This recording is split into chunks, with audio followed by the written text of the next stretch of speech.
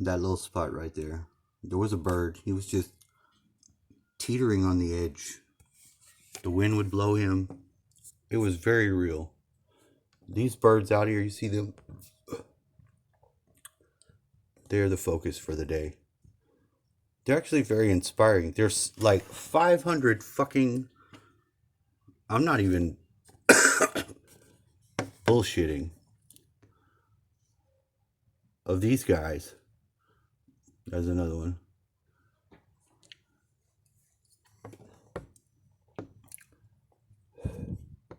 And their timing and placement is very key. They're inspiring to me because they're life. They're birds.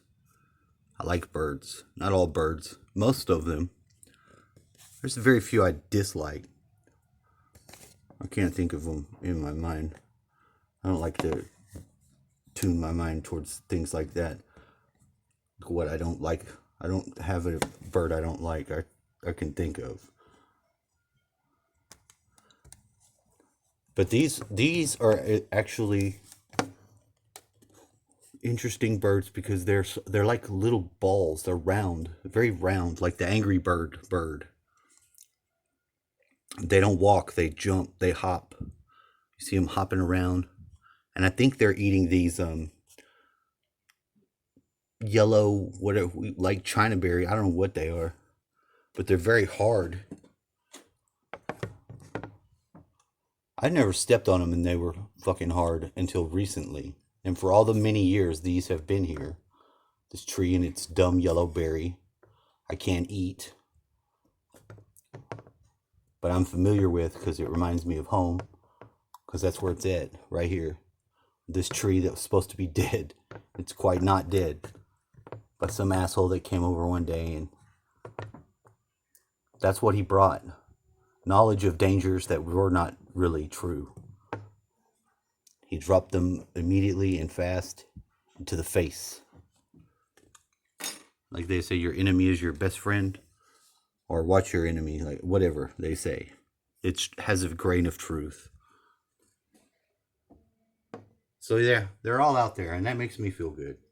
Especially, I wish I could have got that. Of all the things to talk about, video with these stupid phones and all this stupid shit that's got the world in the state that it's in. It's important to go back to these little bouncing fucking guys. I came out here at certain times. I do certain things because intuitively I am very antenna time.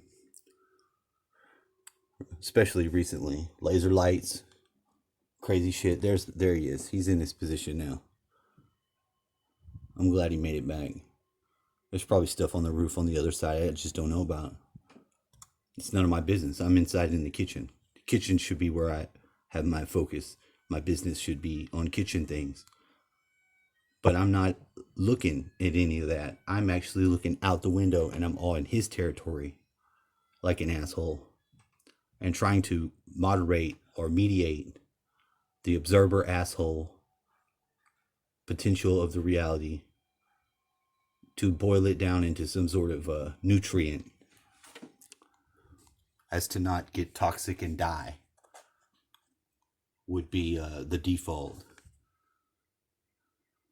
So I got a good few minutes of this. The birds, you see how they interact, they come in and out. So I'm coming out the other day and that spot right there, I call that the runway because this extremely fat bird, as I was moving, it was prompting his move and he was trying to take off, but he was too fat or it was too cold, whatever the situation was. There was no flight for this bird. But he made it safely to the other side. He was not any harm, but I began dialoguing with him as I seemingly chased him. He was doing what he should do. Flee. The birds get away. They don't want you in. They don't. It's a smart tactic not to want to be touched. Think about it. Don't fucking touch me. Because someone touching you like a giant human could do many things after the touch. They could crush you, poke you. All of those are very inadvantageous things to happen to you. Crushed equals death. Poked equals harm, which may lead to death. These are